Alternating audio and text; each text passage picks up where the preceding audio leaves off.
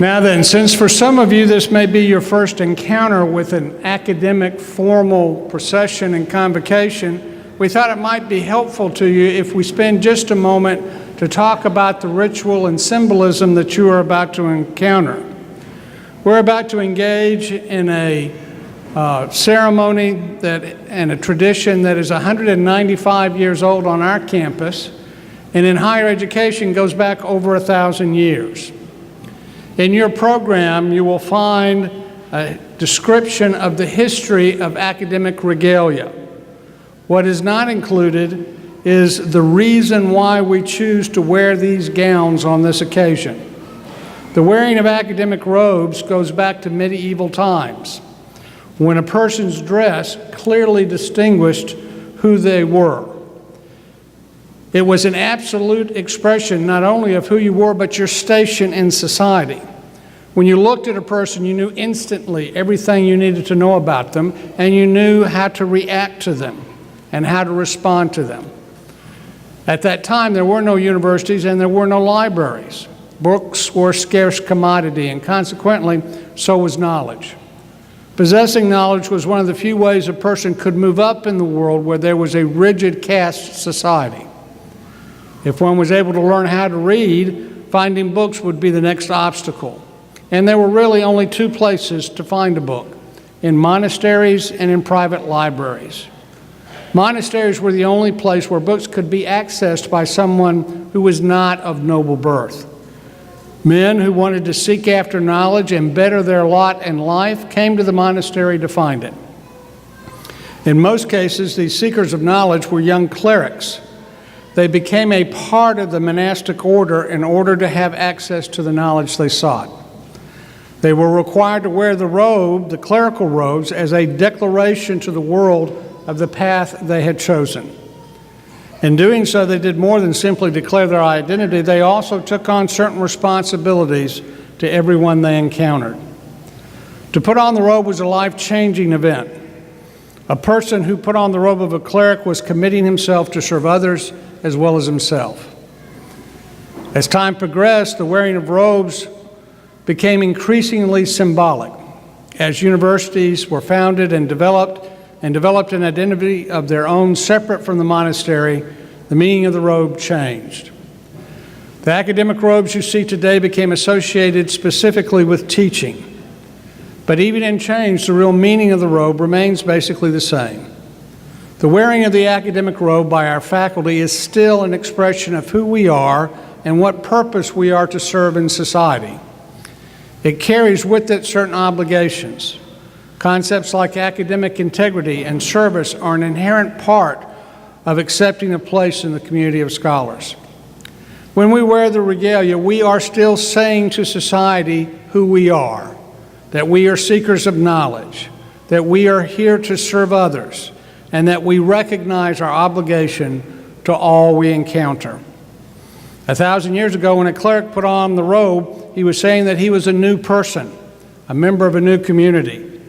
Today, your graduates are donning their robes to proclaim to you that they are a different person. Today, they become a graduate, a full member of the community of scholars. When a cleric put on the robe, it was a life-changing event for him. Your graduates don their robe in the same hope that for him or her, it will change their life as well. Just like all the clerics of old and all the students who have passed through the halls of academia since then, and all the graduates of this institution over the last 195 years, your graduate has worked long and hard to get to this day. And when they march out here in that robe, they will be celebrating that accomplishment. The ritual of commencement gives us a root as an institution. It connects us with the rich heritage of the past while also opening up the horizon of the future. Your presence here today represents the roots from which each graduate comes. Roots give us nourishment, they sustain us, and they give us stability. Your presence here today gives each graduate a connection to who they are and gives us a reason to come together to celebrate where they are going next. So, ladies and gentlemen, in honor of 195 years of tradition on this campus, over 1,000 years of tradition in higher education, but most importantly, to honor the hard work and effort that each graduate has put into coming to this day, we would ask you to stand for the Procession of Graduates.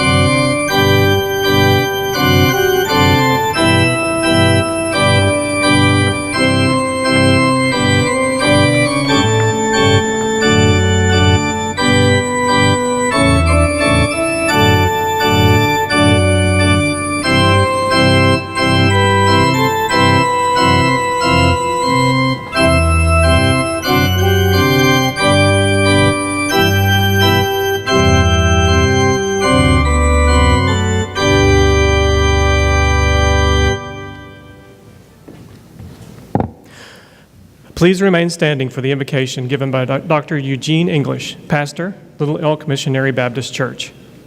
The invocation will be followed by the national anthem led by Mrs. Carissa Lovern.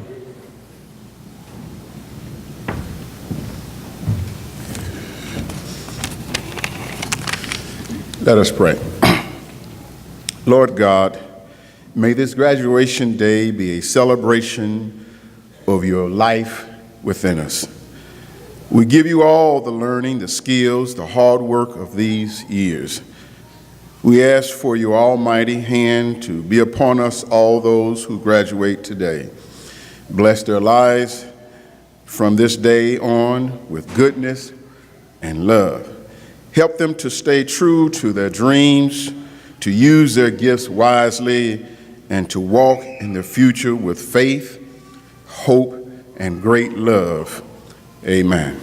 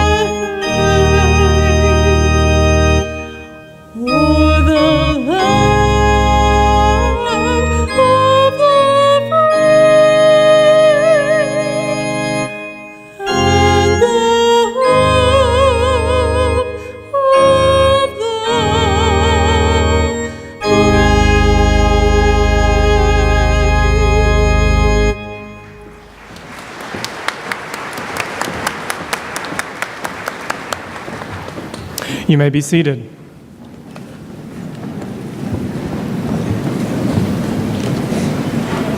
At this time, I ask that you please turn off all phones and other electronic devices. Welcome, honored guests, friends, family, faculty, staff, and graduates to Athens State University's Spring Commencement. We are gathered today to celebrate the accomplishments of these men and women. On this very happy occasion, I salute you, graduates. Congratulations on achieving this milestone in your life. There are others who share your joy on this special day and who were there to support you. Your mothers and fathers, grandparents, spouses, children, brothers, sisters, and friends. Please join me in showing your gratitude to them for all they have done to help realize your goal.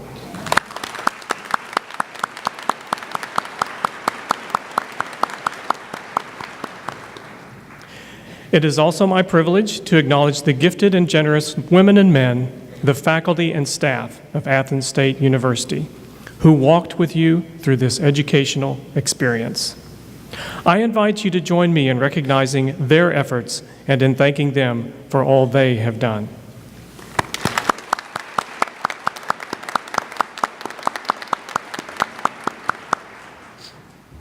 At this time, I want to recognize some of the individuals assisting in today's ceremony who are present with us here.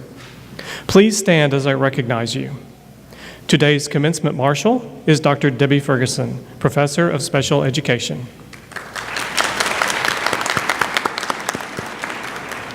Serving as faculty marshal is Professor Bonnie Heatherly, Assistant Professor of Elementary Education. The mace bearer is Dr. Wendy Cowan, Professor of Education.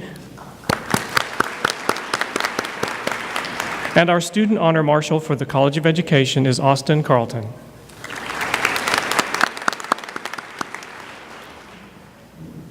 It is an honor to introduce you to the people on the stage today.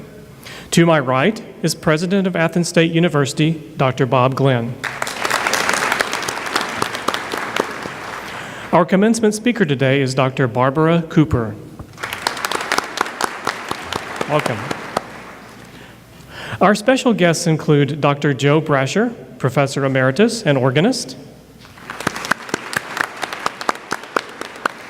Mrs. Carissa Lovern, vocalist, Dr. Darlene Turner White, Associate Professor, Early Childhood Education, announcer, Dr. Pat Sims, Dean for the College of Education. Mr. Mike McCoy, Vice President for Financial Affairs. Dr. Keith Ferguson, Vice President for University Advancement. Dr. Jackie Smith, Assistant Vice President for Academic Affairs. Mrs. Belinda Kriegel, Associate Vice President and Chief Information Officer. Mrs. Sarah Maccabee, Vice President for Enrollment and Student Support Services. Ms. Kathy Dickens, Athens State University Board of Trustees. And Dr. Eugene English, Pastor, Little Elk Missionary Baptist Church. And now, ladies and gentlemen, it is a privilege of mine to present the 36th President of Athens State University, Dr. Bob Glenn.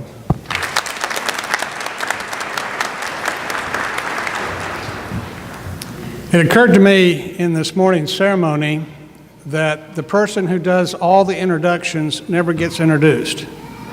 So if you will, please stand when I call your name. Dr. Joe DeLapp, Provost of the University.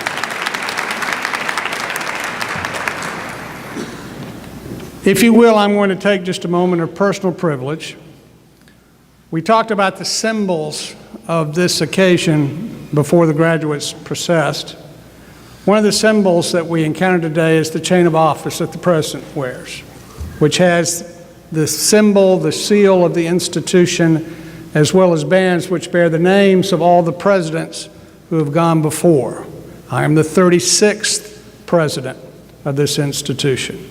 As some of you know, my great-grandfather was a president of this institution. He sits on my left shoulder.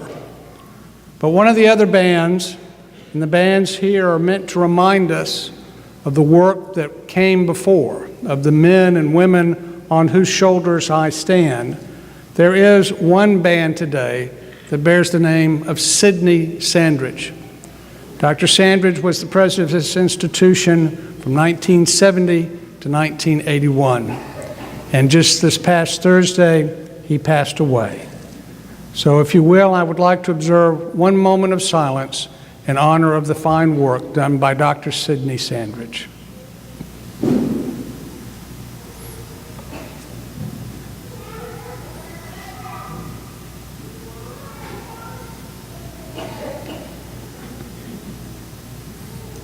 Thank you. Now we would like to introduce to you some special people in our midst today. First of all, you will notice that a number of the graduates are wearing medallions and sashes and cords, which all indicate something about that graduate.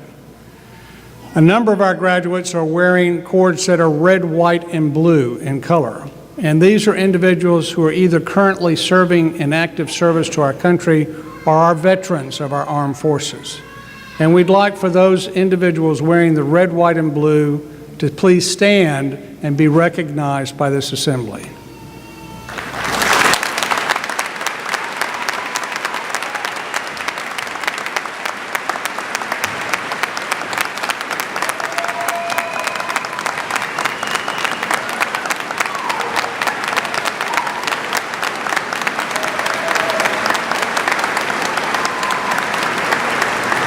Thank you.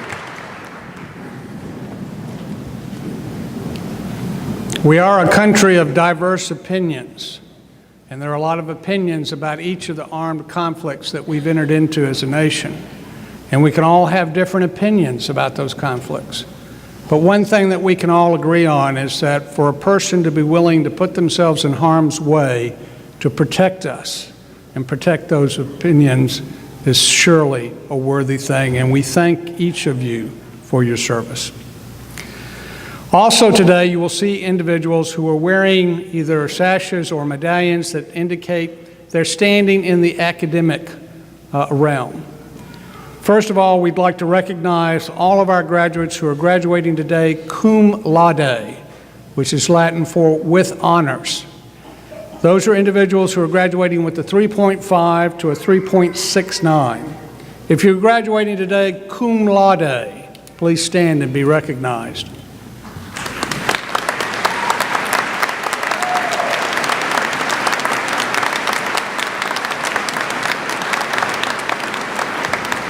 Thank you.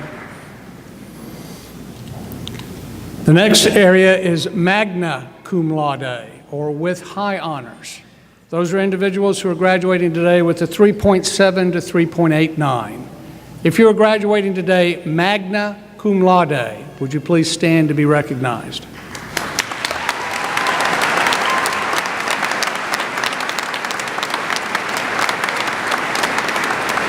Thank you. And finally, those who are graduating with highest honors, summa cum laude. Those are individuals who are graduating with a 3.9 to 4.0, the highest level of academic achievement. If you are graduating today, summa cum laude, please stand to be recognized.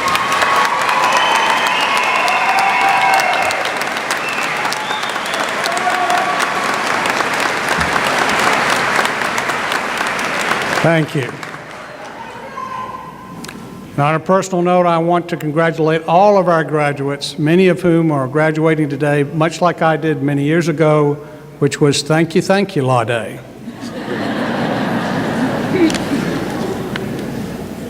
At this time, I'd like to call forward the chair of our Board of Trustees, Mrs. Kathy Dickens, who is going to be bringing you greetings from our board. Thank you. On behalf of your Athens State University Board of Trustees, I want to offer you congratulations today on this great accomplishment. I remember the day that I graduated from Athens State and both of my sons, and it's truly a wonderful accomplishment, and we are very proud of you. And of course, your family, your friends, and the faculty and staff who supported you today are also sharing in your excitement, and I ask you to say thank you to each one of those individuals who supported you. Now you have an opportunity to take this education that you've received and go out and do wonderful things. And you've chosen to be educators, and I cannot think of anyone who has a better opportunity to really go out and touch the lives of so many people and make a difference and leave a legacy behind to those individuals so they continue to share knowledge and to and really positively impact every aspect of our lives. So thank you for choosing that profession. Thank you for what you are going to do in the future, and I hope you'll stay involved in Athens State University. Again, congratulations. We are all very proud of you. Thank you.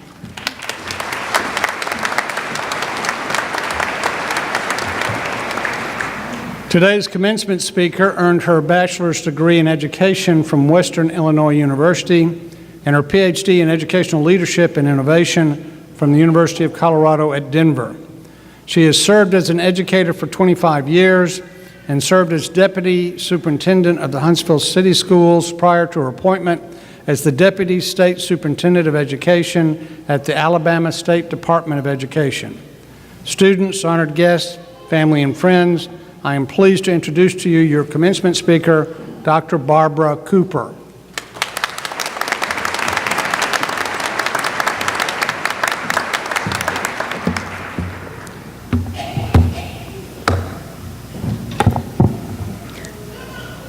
Good afternoon to President Robert Glenn, Dr. Robert Glenn, my dear friend Dr. Pat Sims, Athens faculty, Dr. Eugene English, distinguished guests, and to our honorees of Athens State University graduating class of 2017. Graduates, I am deeply honored to be among the first persons to speak with you following the completion of your requirements for commencement. As the Deputy State Superintendent and Chief Academic Officer for the Alabama Department of Education, I'm especially excited to address fellow educators and welcome you to the life-altering profession of education. Graduates, you are all heroes and sheroes who will carry the mantle of shaping the future of education while constructing the social consciousness of our youth. This is an arduous task, and for these reasons, you're superstars in my book. I can recall when I graduated from college and the sense of pride I had entering the teaching profession. Life was a lot less complicated. As teachers, we didn't have the impacts of social media, Instagram, Snapchat, cyberbullying with a cool new phone or a device that we had to compete with for our students' attention. Your challenges are great, but because many of you have grown up in this digital age, you will understand many of the challenges of your students. Please exercise digital citizenship and ensure that your students are well informed about the ills that come with an increased digital presence. I encourage you to always assume that your behaviors and actions are being documented digitally, because they probably are. As teachers, you will make mistakes, but you don't have to make them all. Stay abreast of the issues going on around you and learn from others. Things change that might have been appropriate at one time when you were in school, but perhaps are not appropriate or acceptable in current times. When I was a new teacher, I wrote on a student's report card he was the class clown. He misbehaved every day. His father wrote back, "Then you're the ringmaster." Needless to say, I never made that mistake again. Know that the mentor and veteran teachers in your life fully understand what you are going through. Talk to them, get a mentor, rely on them, and allow them to spare you some of the pitfalls and pain that oftentimes befall new teachers. A mentor teacher in Denver, Colorado is the reason that I continued my calling as an educator. In January of 1993, I became the 4th teacher that my first grade students had had in that particular school year. The class was composed of the students the other 3 veteran teachers had decided to release due to needing to reduce class size. Long story short, I learned more from January to June of that year than I probably learned my entire career. I vowed, however, that if I survived and ever became an administrator, I would never give new teachers the toughest assignment. I am grateful for my mentor teacher, Barbara Williams. She taught me how to do things like manage my classroom strategies such as ensuring that the chairs were off of the desk first thing in the morning and making sure students had a task immediately when they walked in the door. Now, this might not seem like a big deal, but it made the difference between a good and challenging day. I know many of you are beginning to get excited and might even feel a little nervous in anticipation as you prepare to fully enter the world of work as an educator. Your preparation towards being an excellent teacher started long before today. Getting a good education has been your focus in life up to this point. I know personally the benefits of a good education. I was born and raised on the south side of Chicago. My parents advocated for me to receive a good public school education. Like some of you, I was the first in my family to go off to college. Unfortunately, my high school education required me to travel 45 blocks from my home, taking 2 public buses and an elevated train to arrive at school each day. I passed over 10 high schools to arrive at Chicago Vocational High School. At the time, I didn't recognize the misfortune of having to ride such a long distance to arrive at my high school. I found myself wondering, why weren't all of the high schools worthy of my mother's child? Why couldn't I attend a school that was within walking distance of my home? These questions and saddening national statistics regarding low graduation rate and high dropout rate tell the fate of far too many of our public education systems. During my daily ride to school, I passed through multiple gang territories, saw teenaged parents, observed middle school and high school dropouts, and the effects of drug-infested communities. It was at this time that I was determined that I would become a part of the solution and work to ensure that every student receives their human right to an education that allows them to achieve their American dream. I learned at this time that it's never too late to start thinking about who you want to become and how you plan to give back to your community. In college, I was introduced to a book called Savage Inequalities by Kozo. This defined my early learning experiences while illustrating the urgency for transforming our public school systems. I believe that basic humanity and the future of our country is dependent upon rich, positive school experiences for all children. I have embraced my calling to be an urban school educator where I have worked as a teacher, assistant principal, deputy chief, and now the deputy state superintendent for the Alabama State Department of Education. I have always worked tirelessly to build teams of visionary leaders and teachers who are committed to transforming education. It is our moral imperative to ensure that our students have successful experiences. As leaders in education, we must ensure that we are the advocates for the voiceless and the voices of equity. This is not always easy, and it causes you to stand out and appear unpopular. It's okay to stand in that space. We all have a voice, and we must use it to make a difference. I am a living example of how teacher relationships can impact students for a lifetime. Upon completion of my student teaching practicum, I had the unique experience of teaching at the elementary school that I had attended. Nothing was more inspiring for me than the look on my favorite teacher's face when she learned that I was now teaching. This teacher, Mrs. Barbara Petronic, remains an integral part of my life to this day. She has reached out to me throughout my career and personal life. In December of 2016, she wrote me a letter congratulating me on receiving the Deputy State Superintendent position. She and my parents helped me to formulate my core beliefs and values: honor, integrity, respect, ensuring an equitable education. These values have served me well as I worked in school districts throughout the United States across all geographical areas. If you're anything like me, you became interested in education at a young age. I visited the counselor's office and frequently bugged her about summer opportunities and college courses. I entered college with a full semester completed and graduated in 3 years. I was a first-generation college student in my family, and I stress that because don't let anyone tell you that your dream is impossible. I would never have been able to achieve my current position and role without 3 important character traits: a positive attitude, being a risk taker, and creating balance in my life. Having a winner's attitude is critical.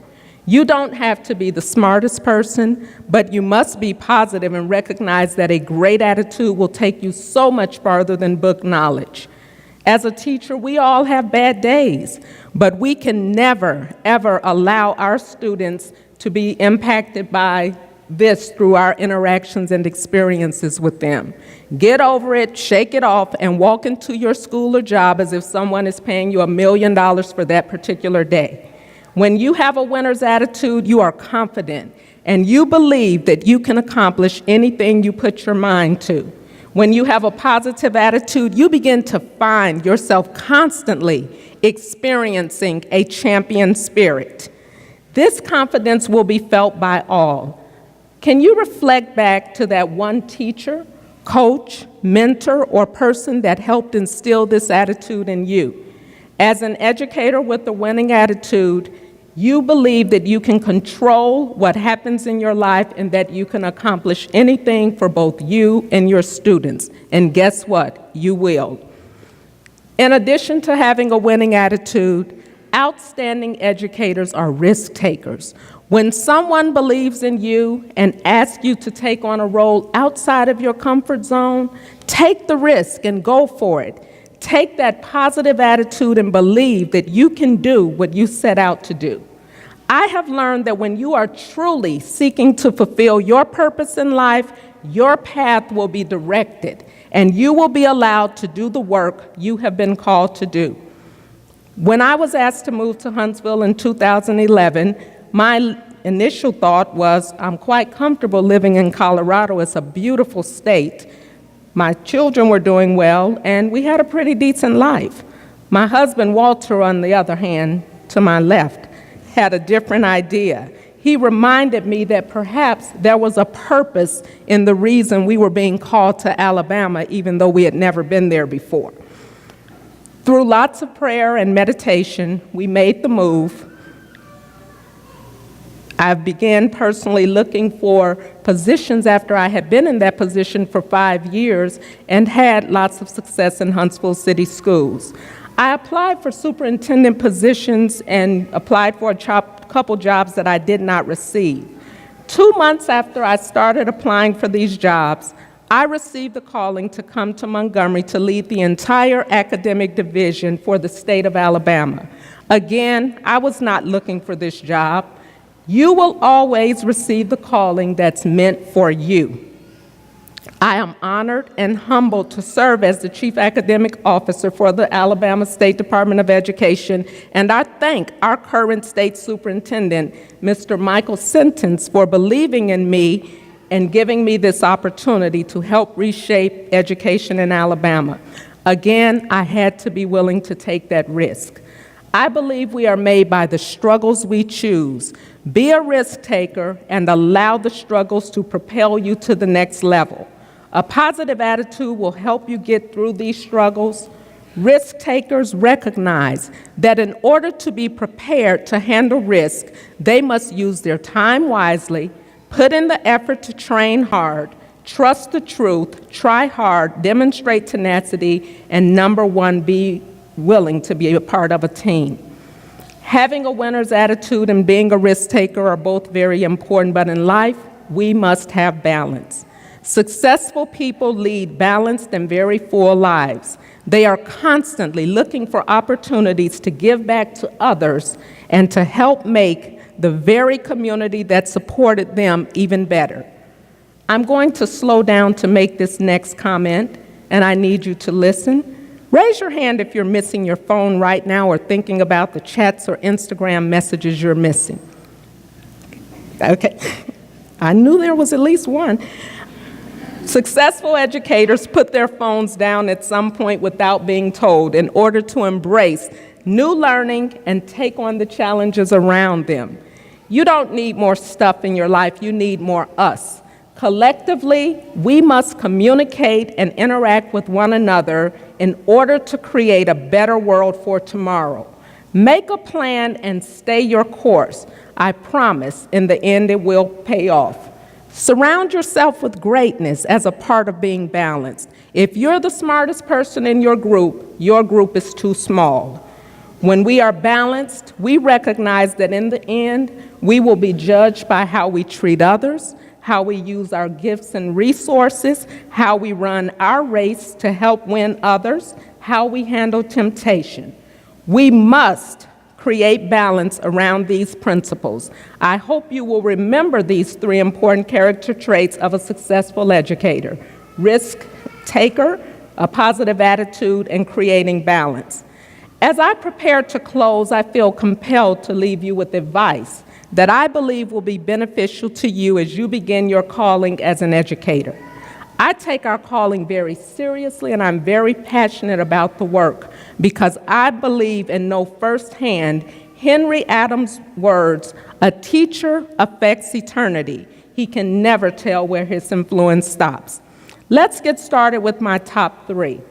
Number one, learn as much from your students as they will learn from you. Go into the classroom with an open mind and a clean slate. Students are brutally honest, and they will tell the truth about what's going on in the classroom. Therefore, piece of advice, don't teach the same lesson over and over when someone is observing in your classroom because it happens to be your favorite lessons. Students will tell. I will never forget my first observation as an assistant principal. I was visiting Miss Mitchell's first grade classroom for an unscheduled observation. Within 5 minutes into the lesson, a first grader vigorously raised his hand. Miss Mitchell apparently knew that this wasn't good. Because she tried to ignore the student, but he would not be deterred, she finally called on him. He said, "Mrs. Mitchell, how many times are you going to teach this lesson? 1,000,000?" Miss Mitchell struggled with hiding her disapproval, but the student clearly couldn't take it anymore. Teach lessons that are valuable to students and make them interesting. Being an educator will be the most challenging and fulfilling aspect of your life. There will be many ups and downs. This week, I experienced a challenging moment when I was called to one of my intervention schools following the shooting of a 14-year-old model middle school student. I went to the school to console the grandmother and granddaughter, 10-year-old granddaughter. The granddaughter was being interviewed by the detective. This student was walking behind her cousin when she was shot down violently. I hugged this grandmother and her granddaughter as they were leaving, knowing they were going home and that their family member would never return home as she had passed. I struggled with sleep that night because as an educator, we are constantly wondering, what might we have done differently to impact students who so senselessly pull triggers that forever change their lives and those of the deceased? My heart aches for families who experience violence that is becoming so prevalent in our communities. I share these tragedies not to make you sad, but to make you introspective, reflective, and compassionate because they are a reality in American schools. I was a principal in Colorado when Columbine happened. This moment changed our views of public education in an instant.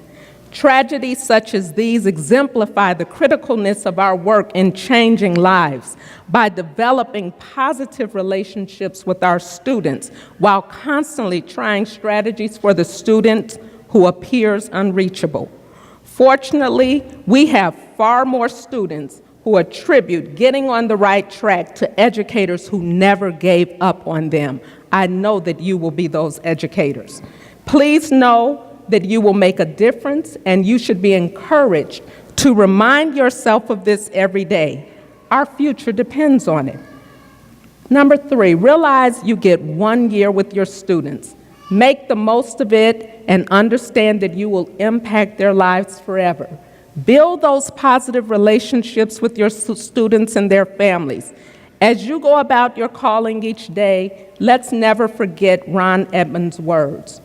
We can, whenever and wherever we choose, successfully teach all children whose schooling is of interest to us.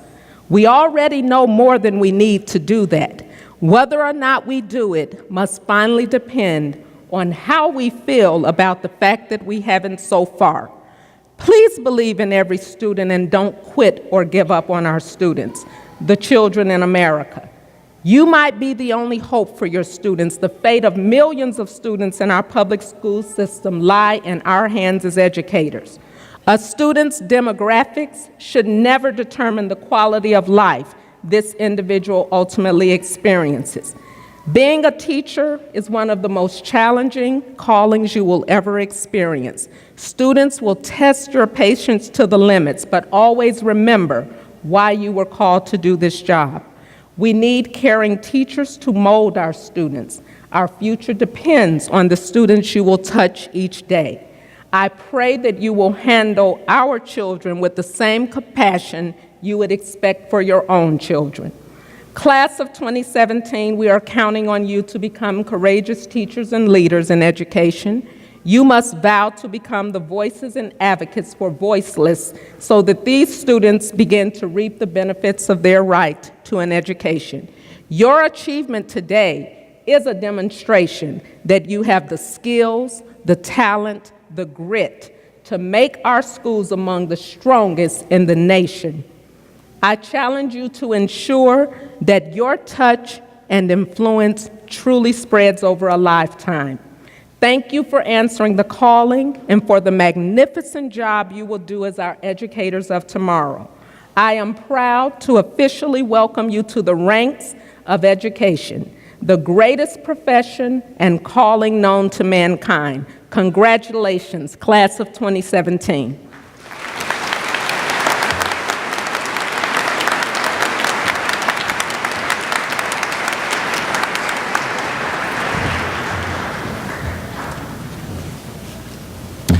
Thank you for those very inspiring words. We now come to the part of the ceremony that you have all been waiting for. Would the candidates from the College of Education please stand? Dr. Glenn, the candidates who stand before you today and whose names will be called have met all the requirements necessary to receive the degree of Bachelor of Science in Education. On behalf of the faculty, I recommend their degree be conferred. By the authority granted to me by the state of Alabama and the Athens State University Board of Trustees, I hereby confer upon each of you the degree of Bachelor of Science in Education with all the rights, privileges, and responsibilities thereunto appertaining. Ladies and gentlemen, I give you the graduating class of Athens State University.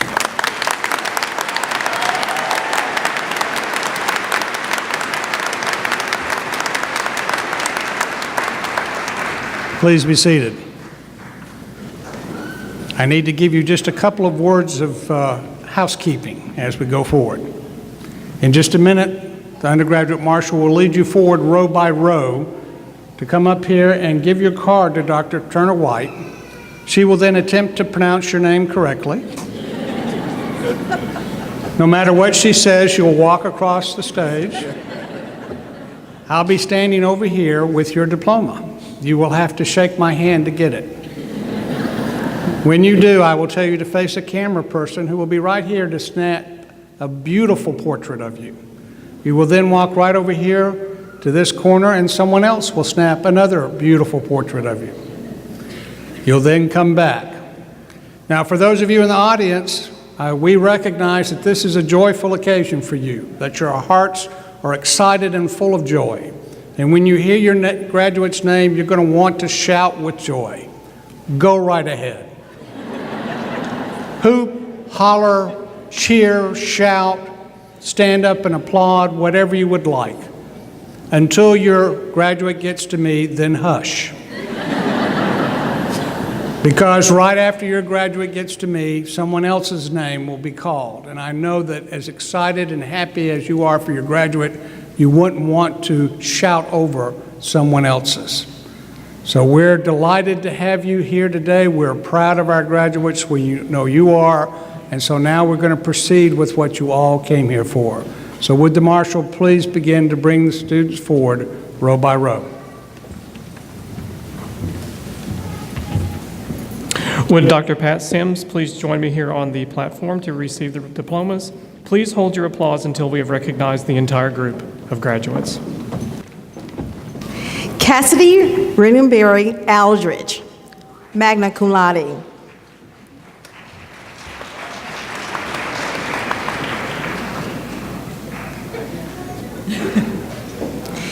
Amber Brooke Alexander, summa cum laude.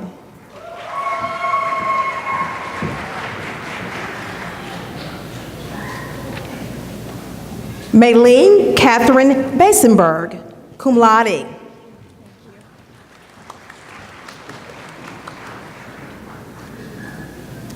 Jennifer Payne Baugh, cum laude.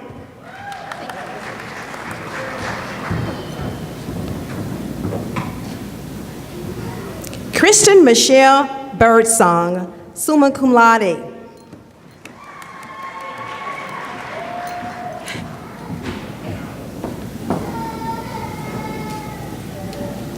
Lauren Hunter Bookout, magna cum laude.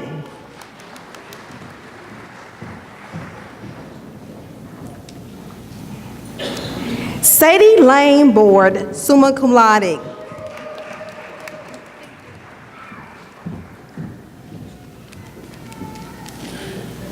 Stacy Bransom, magna cum laude.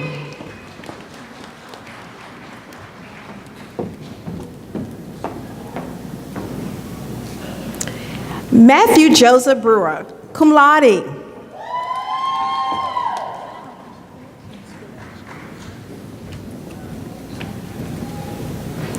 Rachel Danielle Brown, magna cum laude.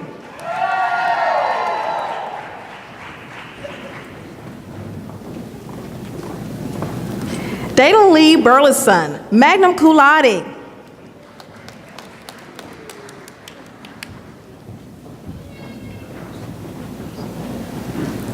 Kaylin Alexandria Callahan.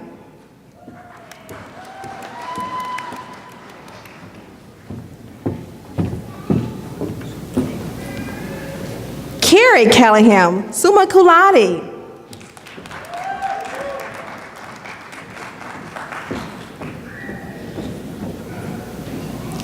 Marcus Chad Carson, summa cum laude.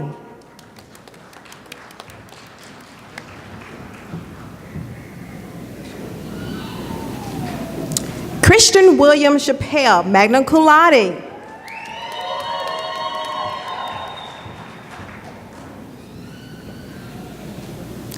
Sidney Michelle Clement, summa cum laude.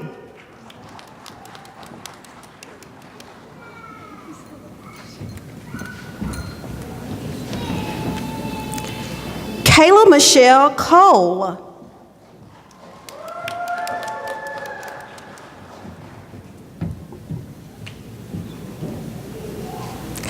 Dallas Brianne Cornett, summa cum laude.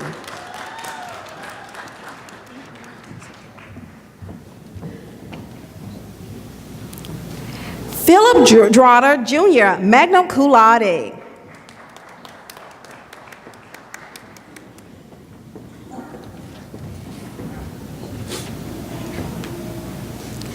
William Joseph English, summa cum laude.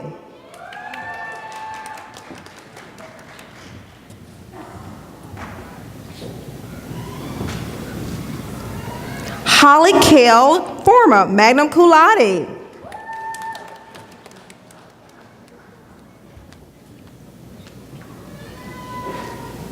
Lauren Denise Faulkner, summa cum laude.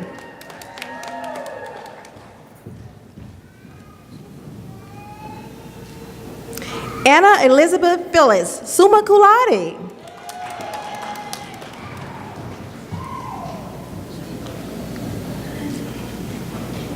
Skylar M. Foreman.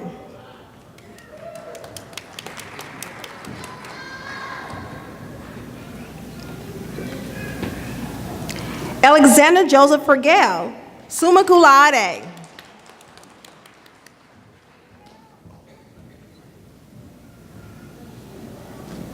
Morgan Danielle Franklin.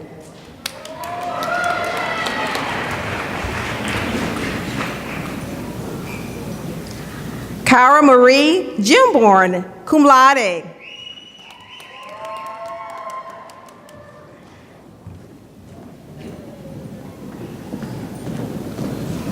Megan Nicole Goins, cum laude.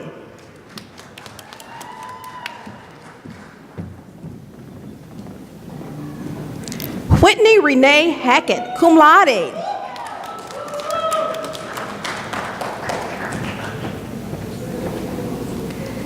Savannah Michelle Haddock, magna cum laude.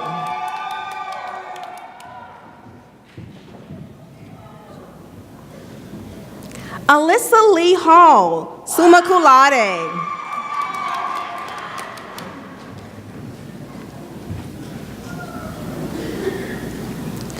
Tanya Elaine Hamilton, magna cum laude.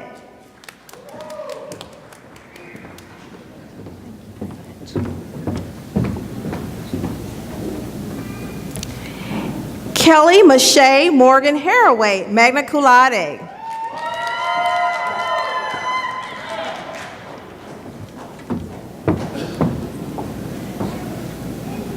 Bailey Lauren Harrell, magna cum laude.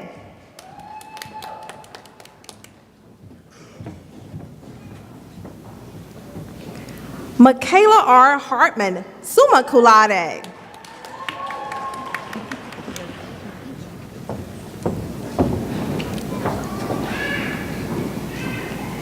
Lacey Phelan Hayes.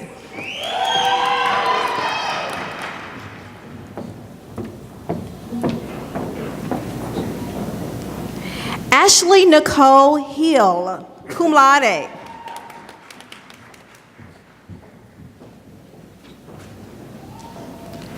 Crystal Hill, summa cum laude.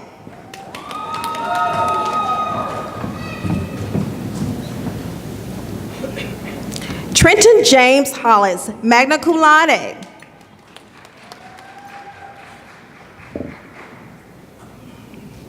Misty Summer Holloway.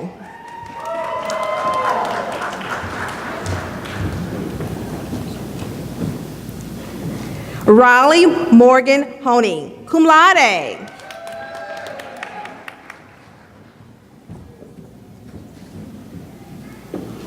Leslie Allison Hyatt, cum laude.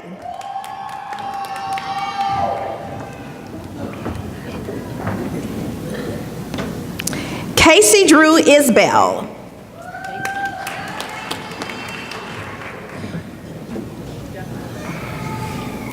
Nicole Smith Jones, magna cum laude.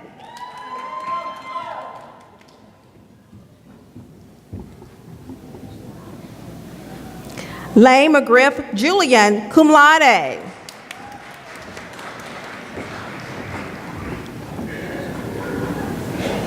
Caitlin Milena Kelly, magna cum laude.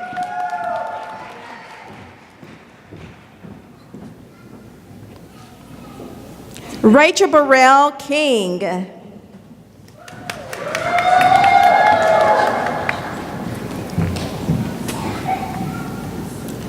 Shauna Renee King, magna cum laude.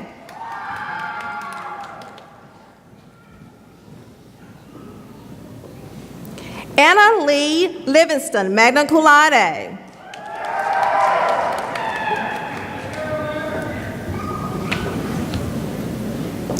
Jennifer Ann Long, cum laude.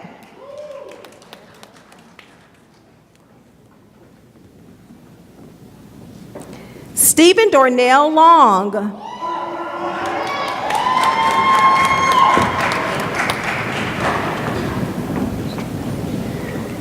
Melanie Kate Lopez.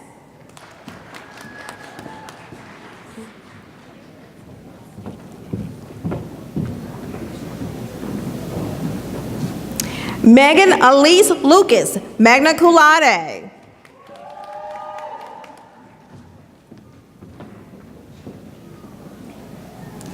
Mackenzie Bailey Matthews, summa cum laude.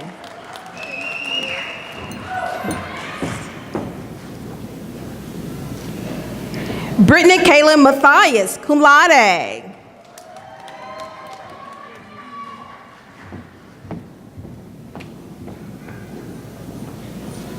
Lindsay Mayhall, magna cum laude.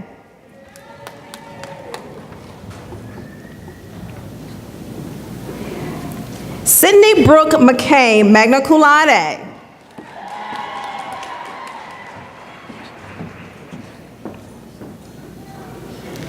Jessie Lee McCutcheon.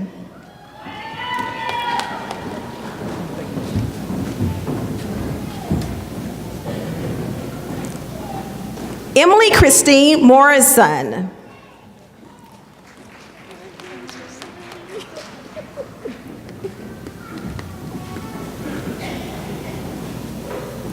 Megan Scott Mulligan, summa cum laude.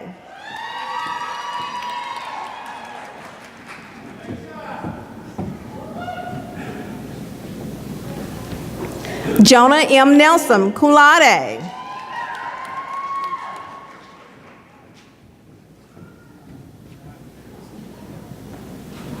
Rachel Leora New, summa cum laude.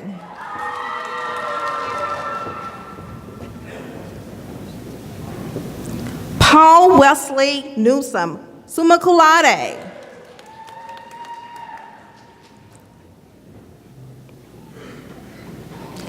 Amy Melissa Pera, summa cum laude.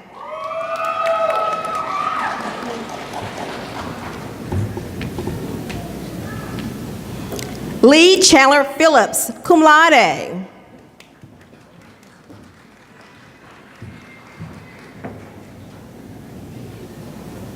Caitlin Brooke Powell, cum laude.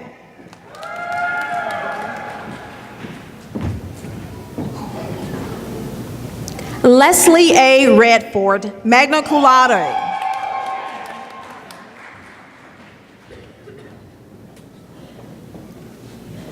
Taylor Rennick.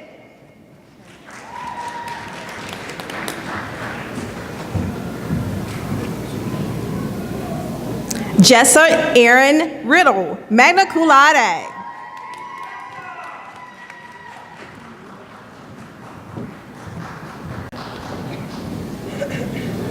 Audrey Hope Sanders, summa cum laude.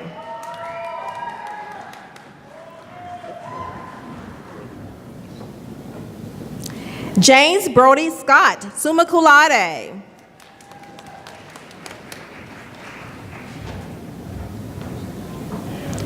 Carrie Day Seahorn, magna cum laude.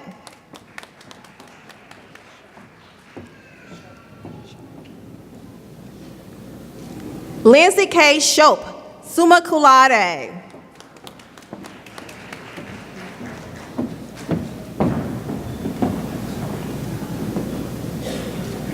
Melinda Gail Simpkins, summa cum laude.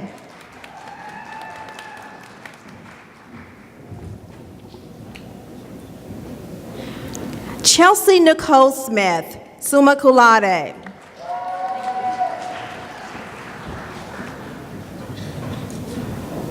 Sarah E. Snotter.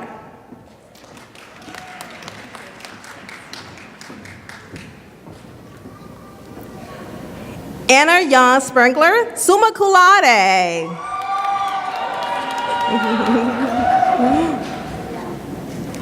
Amanda Renee St. John, summa cum laude.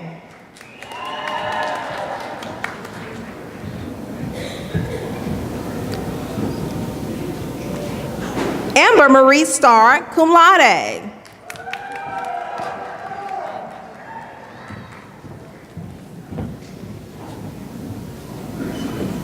Kaylee Dawn Stevens, magna cum laude.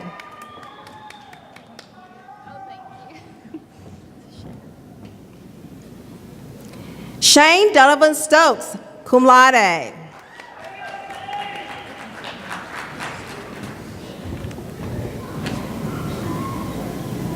Ashley Davenport Strong, summa cum laude.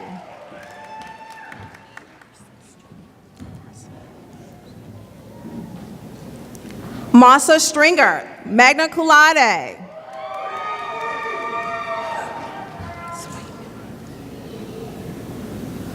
William Ryan Swain, cum laude.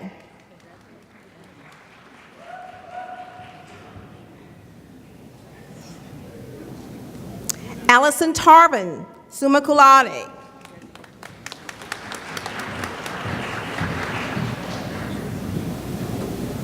Terry Nicole Taylor, summa cum laude.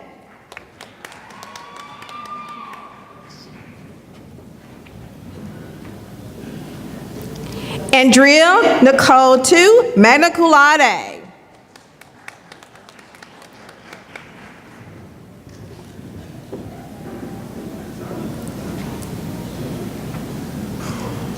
Daniel Keith Titwell.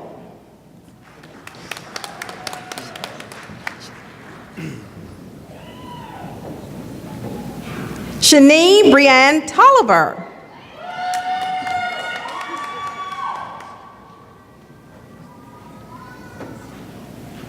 Savannah Nicole Treadmill.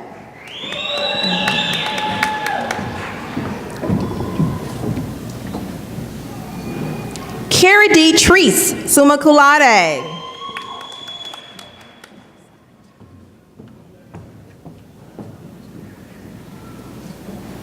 Megan Page Turner, summa cum laude.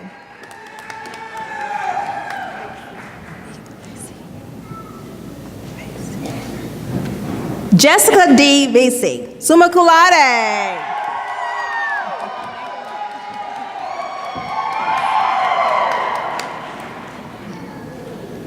Mason Greer Vos, summa cum laude.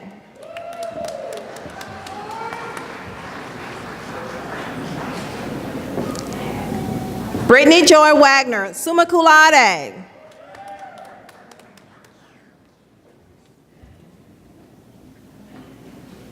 Denise Michelle Wallace, magna cum laude, sorry.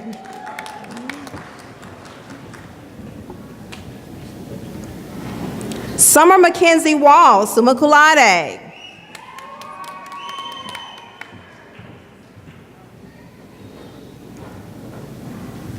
Jack Allen Ward, cum laude.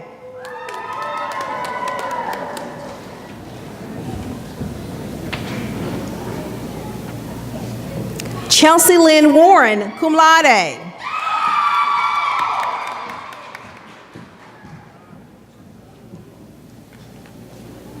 Hayden Lee West, summa cum laude.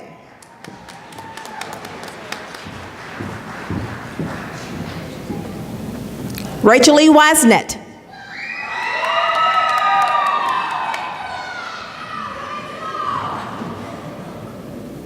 Elizabeth Lee White.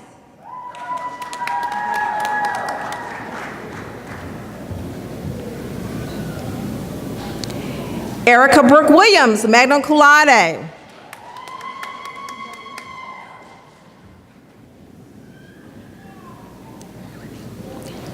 Melanie L. Williamson.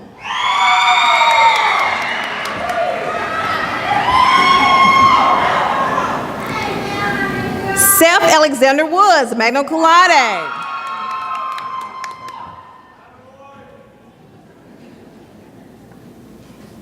Rachel Denise Wright, magna cum laude.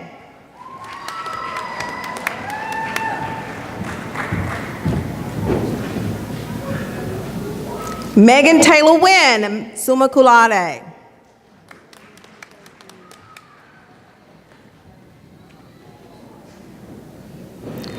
Whitley Elena Yocum, summa cum laude.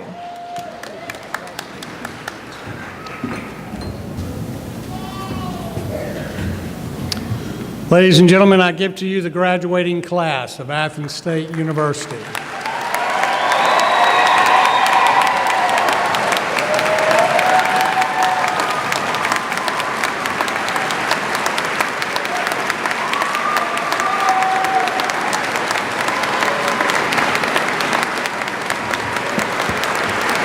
Thank you, thank you. Please be seated. That was pretty good. You got your first standing ovation. The first of many, I'm sure. There are just a couple of more things that we need to tell you. First, I want to remind you of something very important.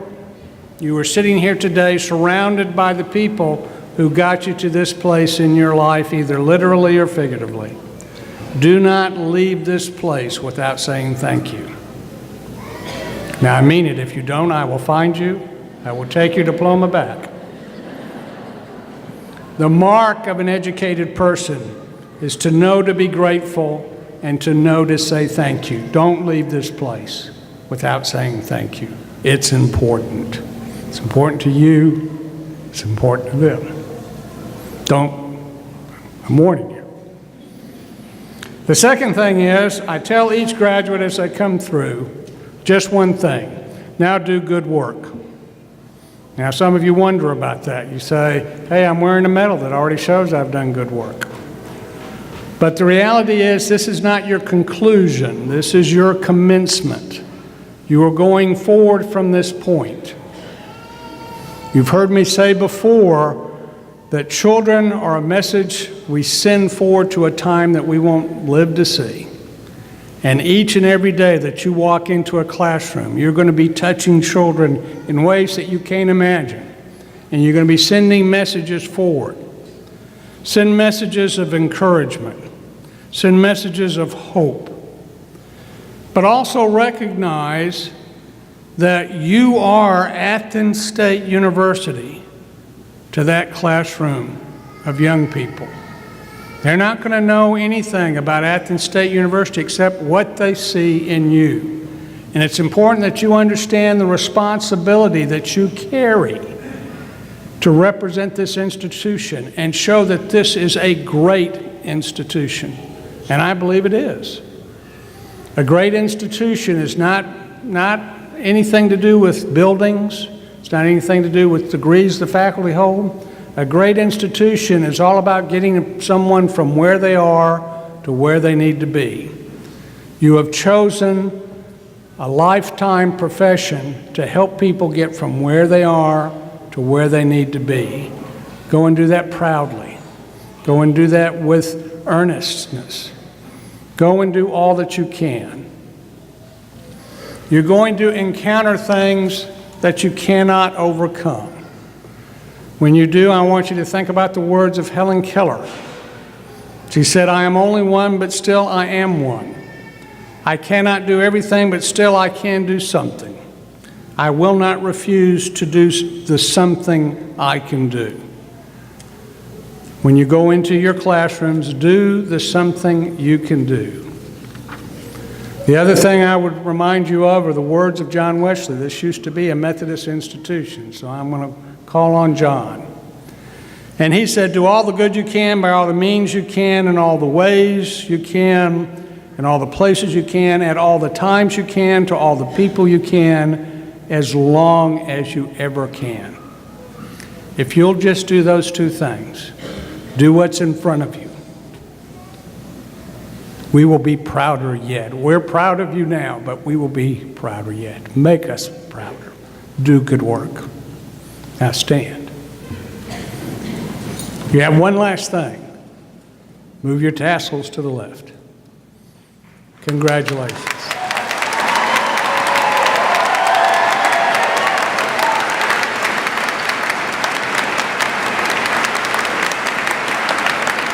Ladies and gentlemen, I'd ask you to stand in the audience as well. We're going to conclude today's program with one last tradition. We've talked about traditions that go back many years. One of them is the singing of the Alma Mater.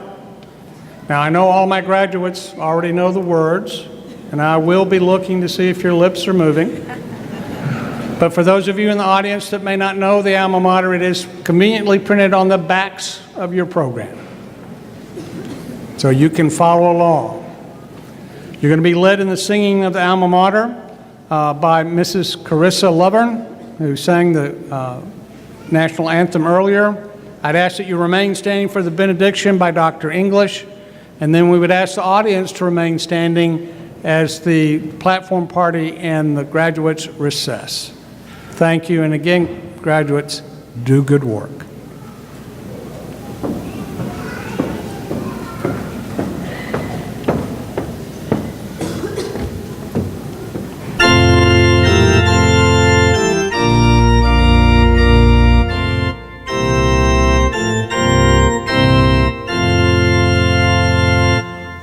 On hallowed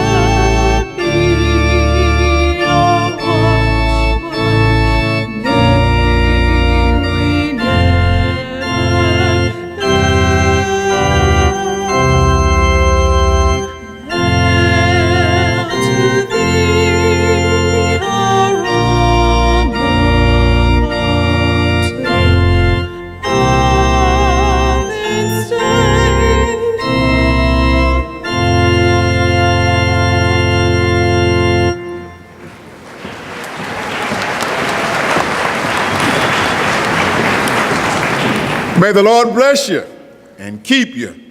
May the Lord make his face to shine upon you and be gracious to you. May the Lord lift up his countenance upon you and give you peace. Amen.